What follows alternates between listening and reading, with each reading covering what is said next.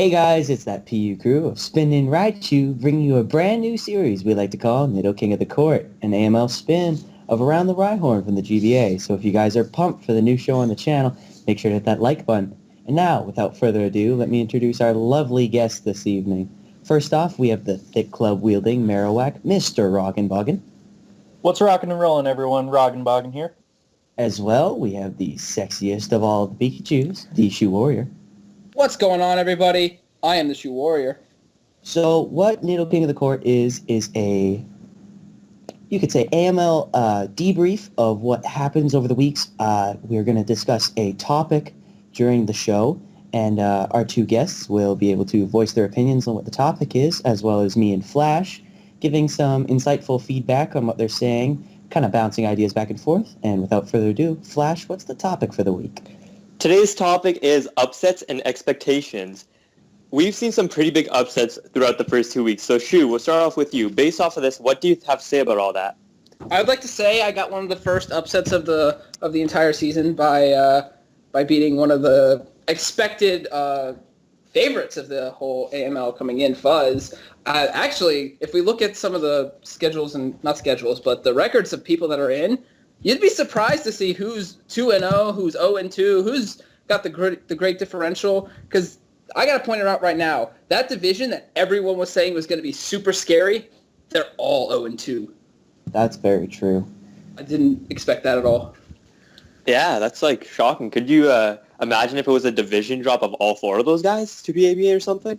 Wow. No, that's not going to happen because at least one of them has to make it into the playoffs. Very true, very true. I don't know. When I look at it, though, I think that Hext and Fuzz are kind of the bigger surprises. This is just a personal opinion. Matt, coming up from PABA, may not be as used to some of the higher-level competition that we've seen right now in the AML, which is really tight-knit this season. It literally comes down to one play most games. Like, it did for a couple games. Yeah, you aren't seeing very many big blowouts. And RJ is still holding his own. He's just missing out on some key plays during some matches, and it's always a really close battle when you look at the Epsilon division. I can deal with that. I could actually have seen RJ had won his first match. Just came down to one misplay, not so much of a misplay, but a misprep on his part. But exactly, it just goes to show how every mistake can kind of show off, but how good everyone else is in this division. What do you think, Rod?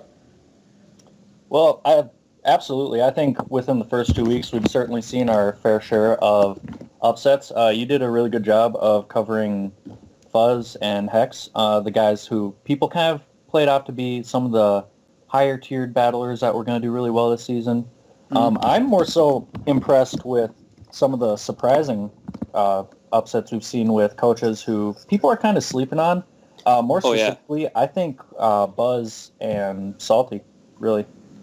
Can we not talk about Buzz, please? Can we? No, I kind of want to talk about Buzz. You know, no, we can stop. Going into the season, he was kind of one of the coaches that people, they weren't too sure if the competition level was right for him. They thought he might be a little undervalued, maybe. He wasn't going to have that great of a season, but I think that's mainly because of how his division and how everyone in this division played last time.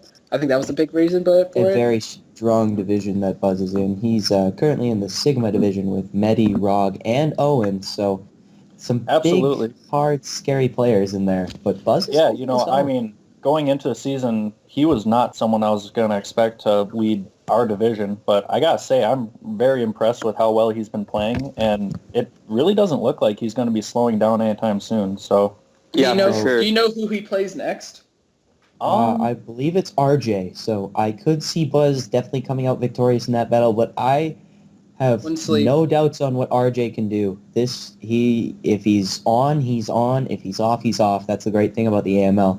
It literally comes down to one play most games, and anybody can win. If we're going to go talking about Buzz and we're talking about one play that ends up affecting the games, I kind of want to shift into my battle with Buzz that happened in week 2. I didn't get a recap up for it yet, and I don't think I'm going to end up doing that, just considering how things have gone. But I could have won that game a couple of different plays had I predicted the right thing. I think turn 1 was a big play where I could have just Draco'd because I don't think he was going to stay in on a Scarf, what he assumed to be a Scarf Hydreigon. And if I had Sucker Punched the Lando a second time instead of predicting to go on to Lopunny on my Sucker Punch, then I think I could have been in a better position. But I think he prepped really well for that game as well. Bringing Toxic Spikes kind of surprised me a little bit. The Sash Starmie definitely kind of hurt as well. I think Buzz's prep. I definitely have to say the co-coaching also has a big important part to it because I think Ingo is helping out a lot for him. Because I could definitely see some Ingo sets. Absolutely. Some of those were definitely Ingo sets that I saw there. Buzz has been very strong early matchup, especially in his week 1 battle against John, where John left his Zapdos in against a Landorus after it had been smacked down, and Buzz had the guts to click Earthquake. He really had no reason not to. But the fact that John stayed in, expecting Buzz to, probably U-turn out, predicting him to switch or something like that, and he stayed in with Earthquake. Like, I think Buzz is a new man. I think going into this, he saw that he wasn't putting up the greatest. Nobody really believed him, and he's just going to be like, you know what? I'm going to prove everybody wrong. I'm going to prove I deserve to be in the AML. And at 2-0 plus 6, ahead of Rog and ahead of Owen, I'm not going to lie. I think he's proving it so far.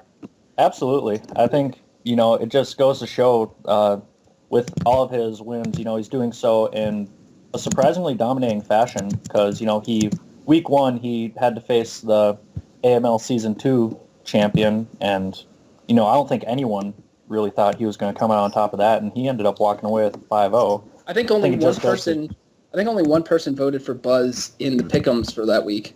Yeah, that was a huge upset.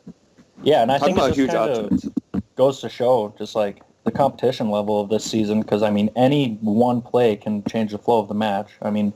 Some might argue that John missing that Will-O-Wisp cost him the match, but honestly, I think Buzz, even if that did land, he had more than enough responses in the back, and he had so much momentum at that point, really, that only just kind of saved differential, in my opinion. Yeah, well, when we talking about from Buzz's point of view, but let's look at John, someone we expected, to come out on top, though. What do you guys think about him? That was probably not the way he expected to start either. Yeah, that was a really hard, especially being the person that everyone is targeting since, he's the most recent AML champion. We all need to go at him with our biggest A game possible. Buzz just did just that, knocked him off his high horse, and he went into week 2 with, I don't know, I feel like he went into a week 2 with a combination of it's kind of a shock that he ended up losing and mixed that with an I can't let this happen again, which made for a really interesting week 2 match between him and Fuzz. Mm-hmm. Yeah. Definitely. I think, we're seeing kind of a different John this season than we did for Season 2. He definitely has that will to win mentality going on, but it just kind of shows in his play. He's not making those as, I guess he's not boom predicting it. Yeah, basically. He's not making those as game-changing predictions that he kind of used to. He's kind of taking a more safe approach. And I think part of that might be he's still kind of getting used to the team he drafted because, he's got some similar mons like Garchomp and Zapdos I was familiar with. He's maybe trying to get used to Florges over Clefable or Milotic, for example. But I think, probably with that win over Fuzz for week 2, I think he's starting to kind of catch his roll a little bit. He might have a nice win streak coming over these next couple weeks. And I don't know. It's the bridle of the birds. We know what happened last time that happened. Yeah, that's true. I think if he picks up the win in week 3, he'll definitely have some pretty good flow going, and we'll see a lot more of that intense John battling that we're used to. Well, I think if we're going to continue talking about other people that are kind of having having ups and downs of the season, I think we have to talk about how Hex is doing this season. Oh, yeah, absolutely. I think no one expected him to start off with a 0-2 record. I will say the fact that he's 0-2 doesn't really give off how he's been playing, because I still think he's had some of the better prep and play of this league. But you look at who he's played. He played against Hydro, who, everyone thought Hex was going to win that, but he just came off the PABA championship, as well as a big win against Medi the week prior, And the first week he lost against Salty, which I don't think anyone expected that. I think it definitely threw him off. Yeah, Yeah. I think that was easily the biggest upset of week 1. Yeah. Oh, I think it's the biggest upset so far. Well, yeah. Flash being Hex's co-coach, do you think you can give a little more insight on what you think is going on with Hex right now? Whether it's his prep, he's just misplaying, if the pressure of being such a big target on his back and overhyped is kind of getting to him a little bit. Like, what are your thoughts? Well, it's not Hex not prepping well, because Hex spends hours prepping, and anyone who knows him knows he's very competitive.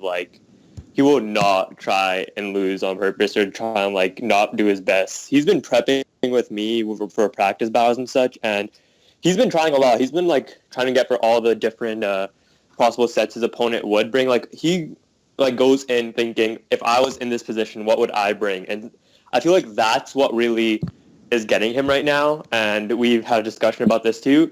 He says, and we've kind of agreed that we're not going to do it that much anymore, because we thought that he'd bring Adamant, Scarfed, or Manitan, and in the end, he ended up bringing Jolly, and that ended up costing us the game. It's more of Hex battling Hex in his mind before he's actually battling his opponent. Yeah, Exactly. Go ahead. Oh, sorry. you can go. I was going to say, with so many different levels of players that we have here that play so differently, I don't think it's going to be as easy to be able to just predict how a person is going to play or what sets are going to bring as it has been for him. I don't know. Exactly. There's a lot of very different players in the league this season, especially with the PABA bring-ups. You see a lot more aggressive players. You see some more passive players who look back to kind of stall out an opponent, figure out a moveset before they really start to attack. Or you get the guys that will just come in, hit really hard, try and damage as much stuff as possible, and then come in with a cleaner late game and just end it. I don't know. Yeah. I think there's some people that he'll be able to predict and such that they play him enough times. I know if me and him ended up playing in the schedule, that would be probably my hardest match, because he knows my play style inside and out and what I'd bring every time. Even if I bring the most obscure stuff, he's able to somehow know that's what I bring, and I'm like, how did you know it? Yeah. But Yeah. I don't know. I think it's going to be kind of a rough ride, but I think if anyone can get himself back into the groove and get himself in first, because that he's still in first place in that division. You got to remember that. Well, yeah. Yeah. I mean, even though he's 0-2, I mean, he's still only at -2. With his losses, they're 1-0s, which easily could have changed with one turn. So that just goes to show that even though he doesn't have the record people thought, it's still the same competitive Hex that has the phenomenal prep, makes the plays you would never expect, and just kind of goes out giving it his all. And I think I also want to bring up the fact here, RJ in the Epsilon division, I feel like he is very underrated this season. He's looked down upon. He's taken big hits at the power rankings, and honestly, I think RJ is going to be a big surprise. I could see him making a playoff run. I could see him making that playoff run late season, trying to really come back in. His losses aren't always bad. He just has to fix his prep a little bit. If he can bring hazard removal a little bit more, I could see RJ doing very, very well late season, just when he figures out his team. I like to kind of point out, if you look at the next couple weeks that RJ and the rest of the division is going against, Hex is playing against Rog, which is going to be always a good match. I don't remember who Fuzz is going against, but I think he's playing Owen. Fuzz is playing that's Owen. John. That's John. Sorry. Fuzz is playing Owen week 3. John is playing Owen week 3. That's an incorrect statement. Oh, it is? Well, then, shoot me in the head. Oops. Fuzz played John week 2. That was the unfortunate upset there. Also, Fuzz could have won that week 1 battle. Yeah. Max Happiness, Snorlax not Max Happiness, Snorlax does happen. Can we not? Unfortunate. I'm not meaning to bash you. It does happen. Yeah, I kind of trailed off a little bit. But as I was saying, if you look at who Fuzz plays, who Hex plays, who Matt plays, and then you look at their week 4 divisional matchup, RJ could easily end up being on top of the division by the end of week 4. Because I don't mean anything against Matt, but I think RJ could win a matchup against that. And then you have Hex and Fuzz facing against each other. Yeah. And if they both end up 0-3, That's gonna be a slugfest. That's gonna be disgusting to see. I don't Oh, know. absolutely. I think with that entire division in itself, it's going to be, for the entirety of the season, a really close race between all of the coaches, having relatively similar records. Because when you look at each of their schedule individually, they all have their points where it's like they play the more, you would say, competitive coaches, and then they have their spurts where they play like kind of the lesser looked down upon coaches. So I think all of them are going to have a very similar record by the end of the season. And it's going to be one of those cases where it's, week 9, week 10 before we have a clear indication as to which coaches have a shot at playoffs. Yeah. Honestly, I think that could be the same for my division as well, because you got Rio and Salty who are in the lead with their 2-0 wins, and then I'm right behind them, and Far is not far behind either. And I don't know, I think... Far is not far behind. Okay, look, you need to stop making fun of the way I say his name, all right? I already get enough crap from Ollie. I don't need to get any more, okay? All right, and talking back about fun. Hex and stuff, have you guys noticed that his first 2 opponents were from PABA? I'm not trying to say that that's the upset, but it's he has not seen before. Yeah, and for season 2 and stuff, in season 1, correct me if I'm wrong, but he was around the league as an analyst and stuff, so he kind of had a chance to see how people played and stuff, right? And he was able to adapt to that. He did predictions in season 1. Yeah, and for season 2, he kind of understood how everyone played, and this was his first time playing Hydro for the AML and all that, and I'm not sure if he had played Salty before, but Salty's been playing a little bit differently according to other people. He's played both Hydro and Salty. He's played Salty in the IPAA prior, and then he played Hydro earlier in the same week that he played him in the AML, also in the IPAA. So he had an idea about how they played, but I think with the more, I'm not trying to insult, and I'm not trying to insult the IPAA at all, but I'm just saying with the league that they're more focused about at the moment, I think that's when their real A game shows up. And I think that kind of just caught Hex off guard a little bit. I feel like Rio this season is being quietly very good. Quietly? Rio, that's just kind of how Rio's been every season, honestly. Exactly. This season especially, he's coming off with such a strong start, and he is always a very good competitor. He was in the finals last season, and honestly, between him and John, it could have been anyone's game. This season, he's got a new team. You kind of look at it, and he's got that classic Rio bulk to it, but at the same time, he's got such crazy offensive threats behind it that if you don't prep for the right thing, you're gonna lose. I mean, I can say that from experience. I'm both excited and terrified to face Rio. I haven't faced him since the very first GBA match I ever had, and we face him at the very end of the regular season. Yeah, week 12 when it could matter the most. So that could be. He's been playing Terrakion very well. Extremely. You're telling me.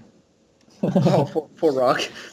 No, but in all seriousness, I think with where everyone's standing right now, the biggest surprise to me would be if for a coach that wouldn't make playoffs, it would be if Rio didn't make it. I agree. It's certainly possible, but just with the way he's playing right now and looking at his schedule and how comfortable he is with his team, I would be shocked if he didn't at the very least get a wild card for the playoffs. And he complained about getting sniped every single pick. I'm going to say Buzz is mine for that. I don't think I see Buzz not making playoffs. Just with how his schedule is laid out, he's got a very, nice middle ground schedule when it comes to his week, 1 week 4, 5, 6 battles. He's got Medi, Fuzz, and Jay. If Fuzz doesn't pick it up come later season, he may start to slip even further, and Buzz can take big advantage of that, pick up some clutch wins early season, and really solidify his spot in the playoffs. I would personally think out of everyone that we're seeing battle right now, how they're playing, I'd be most shocked if I didn't see Hydro make playoffs. Yeah, that's the same for me. Hydro's been playing phenomenal. Yep. I mean, there's certainly, with all those 2-0 with all the 2-0 coaches right now, a lot of them have had a really strong start to it, and they all look like they can certainly make that playoff run, or at least establish a very good early record to the point where they could afford a couple losses mid to late season and still make it. Going off that, I'm going to play devil's advocate here and say that last season, Buzz also started off his season 3-0, and then he just kind of fell apart from there. Although, in this case, I really don't see that happening. This is his team. Yeah, This this is is a his team season. that he's not only comfortable with, but he's confident in. And that's something we didn't really see much from him last season. You know, he had those matches where he wasn't even sure if he was at the right level of competitiveness to where he should be in the league. And I think he's definitely reassured himself with these first 2 weeks to where he's He- going to do He very took well. over Ratchet's team in Season 2, and right around the time Week 3 came out, he started making big changes to his team to try and be more comfortable with it, and I think that threw everything off. But I don't think that's Yeah. going to happen this time. Mhm. Stupid Neuburn. I do have another question. Who could you guys see not making the playoffs and being a bit of a shocker that they won't make it? Do you mind if I take a shot at my own self and say me? Oh. Not at all, but I could also see that if you start to slip a little bit further, Yeah, you yes. have a very rough With the new late season. with the yeah, I've Owen, Far, Rog, All right, yeah, I Hydro, got Matt, Rio. yeah, I'm kind of in a very bad spot, and I need to get myself positioned well. But if I don't, it's not just the point that I need to win. I need two really good players that have overcome a lot already to lose. Rio and Salty need to slip in order for me to get ahead of me. And you need Fair to start to not start winning. Yeah, exactly. I've got, with as much as I'm excited to play Rio because I haven't played him in a while, the path to get to him is insane. I've yet to beat Rog. I've never played Hydro. Matt and I have never played, but we're probably around the same level, and anything can happen, especially with hacks. I don't want to talk about that. And not even counting that, because my upcoming schedule, I got Jay, who is always a tough match. Far and I have so much history in terms of who plays against each other. Then I got to go in against. I think I play Owen. John. No, I played John coming in on week 5, and he's coming in to match, I think, against someone in his division that week. So if he ends up losing that, I'm going to be in some serious trouble. Then I play Owen. John is playing and then I Hydro before you, so Yeah, so I don't know. I think I'm in a very serious situation, and especially on a season that I wanted to take risks and try some new things. I don't know. I think I'm thinking. Flash. Who do you think? This is gonna be kind of a shocker because I'm not gonna hold any bias here, but I think John, honestly, he's in a division with Hydro and Jay, who are still very good players. Like, they're probably at John's level, and I'm sure John's been kind of I don't want to say he's been playing bad, but he's not playing as the way I've seen him play before. Like, I've spent a lot of time around John, and he's not playing the way he normally plays. Like, he usually isn't afraid to make those type of plays, like switching and doing what he needs to win. Like, this season, I don't see that same type of John. I think he's just trying to play a way he's not used to playing. I would also like to bring up the fact that we don't have the 10 men into the playoffs anymore. It's 8. It's the first in each division, and then the next 2 in each conference. So I don't know, with how both my division and his division are playing, me and John could easily miss this. Rog, what about yourself? You know, it's such a hard question just because it's so early in the season still. Exactly. And I really hate saying this because he's such a good friend. I'm going to say Matt because, looking at his week 1 matchup when he lost to Rio 1-0, I mean, I'll be the first to admit, I think he played better against Rio than I did, which is why I feel kind of hypocritical saying this. But after seeing that match against AM, there was just... I'm not trying to bash the guy in any way, but there's just a few plays I didn't agree with and didn't quite fully understand. Delray, maybe as his co-coach, you could kind of support that a little bit. Honestly, with Matt's battle against AM, I was really proud of how he went into it. We had a really strong prep. We talked it over. We'd gone over everything we needed to do to win, and in reality, Matt just didn't have it that day. He said he wasn't proud of his battle. I was honestly, I was happy with him because he did his best. He worked really hard in that battle. He tried to make the predictions. He had some very good plays in that match, though, that are very overlooked. Oh, of course. He made some very good switches. I think AM was just on his game that day. I will go ahead and say that, again, with the new playoff things, with how low everybody is in that division, I think only one person's making it. And then the I other can see three that. could be from Matt Rog. also has the issue of in his, I believe it's his week 5 battle, me being his co-coach has to battle against Rog, How you which doing? is a very scary thought because Matt is already 0-2, and then he has Medi and RJ, who I could see him. I really hope he does beat, because when I come to Rog, I have to really work hard because I want to earn Matt that win, because I know he's going to need it. Because if it's 2-2 for Matt and he needs to go into the positives, I really want to help him win that. So Absolutely. the week 5 battle for me is very scary, and it's what is going to be the game changer for, I think, Matt making his playoffs and not making his playoffs, which is a very scary thought, but I have a lot of faith. That's certainly a lot of pressure to put on yourself as Matt's co-coach, but I honestly think you hit the nail on the head with that scenario. You know, everyone in that division is 0-2 right now, and I think these next 2 weeks are going to be really crucial. Otherwise, you know, because once you get to that 0-3, 0-4 point, then you start to kind of lose faith in yourself, and then things just kind of like start snowballing and go downhill, and you're not going to play at that peak level that you normally see from that coach. And I certainly hope that's not the case Snowball with item any confirmed? of them. Well, I had to lighten them a little bit. I Oh, certainly boy. hope that's not the case with any of the coaches in that division. But with all of them 0-2 and a division match coming up, someone's got to be on the losing end of it. Very true. Hopefully they can pull it back in the mid to late season. But, you know, I really don't know what's going to happen there.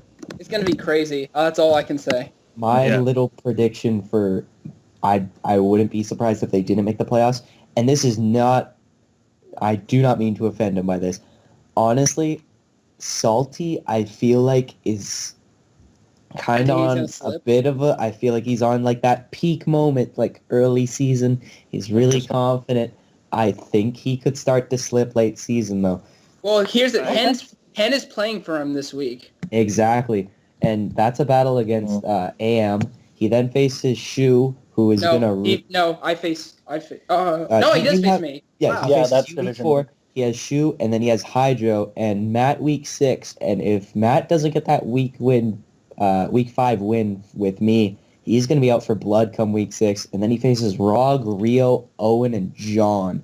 4 weeks in a row. Like, that's a hard I didn't even I'm not going to look lie, at that. though.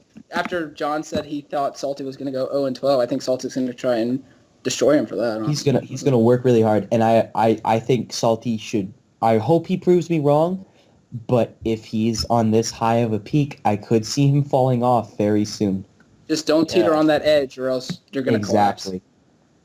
I don't know. I think we said pretty much all we need to do. Is there anything else we need to point out, like predictions about who's the next couple weeks? I think I have one final question for you too. What were both your thoughts on your interviews with each this week? Rog, you have some explaining to do. So, you guys want to talk about interviews. Well, thank you so much for stopping by. Rog, you're not getting away with this. No, Flash, honestly, you want to take us out? Is that the Yes, only please. reason? I'm after you. I know you. Week 9. Week 9. Week 9. I'll get the shit. I gotta keep my mouth peachy. All right, Flash, I'm take us out coming here. for you. All right. All right, well, guys, thank you for joining us for the first ever Nidoking of the Court, and I hope you guys enjoyed it. I hope you guys watching enjoyed this. Please make sure to hit that subscribe button, hit that like button, and follow the AML account on Amino just to keep up to date with us. Thank you guys for your time. Have a great day. This is Flash and Delray out, and once again, thank you to Rog and Shu. Glad to be here. Happy to be here. Bye.